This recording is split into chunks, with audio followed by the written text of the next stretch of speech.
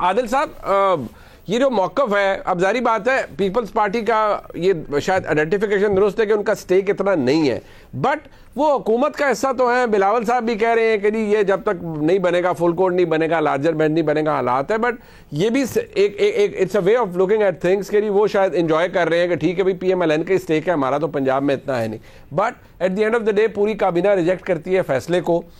فیصلے کے اندر مسائل ہیں، سپریم کورٹ کے اندر مسائل ہیں، ججز اکٹھے نہیں ہیں. اکٹھے ہونے کا مطلب یہ ہے کہ وہاں فالٹ لائنز ہیں ٹھیک ٹھاک قسم کی.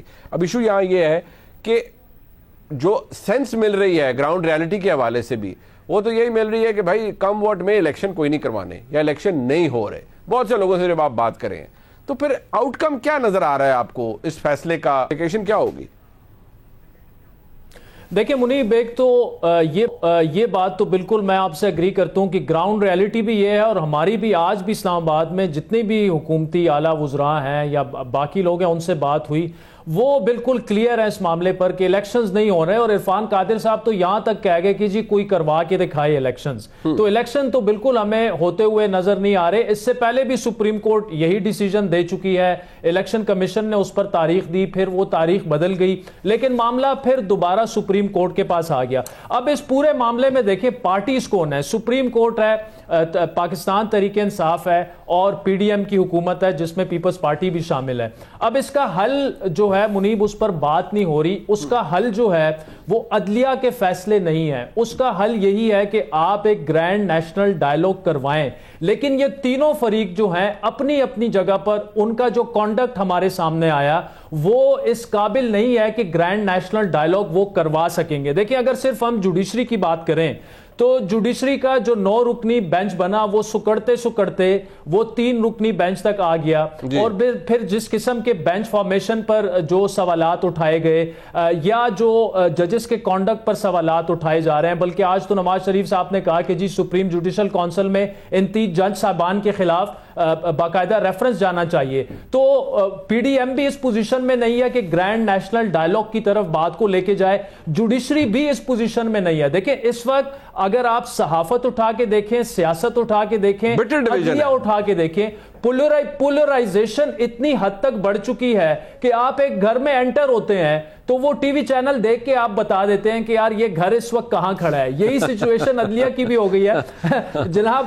جیسے کوئی مقدمہ بنتا ہے، بینچ فارمیشن ہوتی ہے، آپ اور مجھے پہلے سے پتا چل جاتا ہے کہ یار نتیجہ کیا نکلے گا، فیصلہ کیا آنا ہے. تو خدارہ ہمیں ہاں ایگزیکٹلی تو اس کا آؤٹ کم جو ہے وہ بڑا سمپل بھی ہے اور کمپلیکیٹڈ بھی ہے. کمپلیکیٹڈ اس وجہ سے ہے کہ یہ تینوں جو پارٹیز ہیں ان کا کانڈکٹ ہمارے سامنے ہے، وہ اس طرح سے نہیں ہے کہ گرینڈ نیشنل ڈائیلاگ کی طرف جائے. لیکن اس کا واحد حل جو ہے وہ یہی ہے کہ آج دیکھیں سپریم کورٹ کا فیصلہ آ گیا، 90 ڈیز میں الیکشن آنا ہے. اب سپریم کورٹ کے فیصلے سے آپ اتفاق کریں اتفاق نہ کریں، فیصلہ تو ہے روئے یا ہنسے، اس فیصلے پر عمل درآمد کرنا پڑے گا. اگر آپ عمل درآمد نہیں کرتے تو پھر obviously آپ کو ہم جیسے لوگ کہیں گے کہ یار یہ تو آپ کانٹیمپٹ آف کورٹ کر رہے ہیں. لیکن اگر تاریخ چینج ہو سکتی ہے، اگر تاریخ چینج ہو سکتی ہے، وہ گورنمنٹ اور اپوزیشن آپس میں بیٹھیں اور عدلیہ کو کہیں کہ ٹھیک ہے جی یہ ایک صوبے میں الیکشن نہیں ہوگے،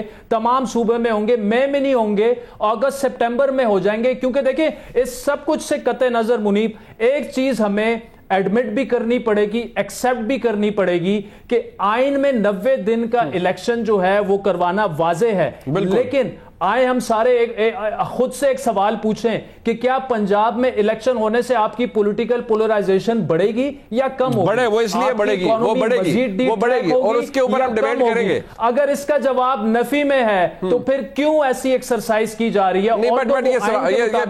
یہ بالکل بات ٹھیک ہے.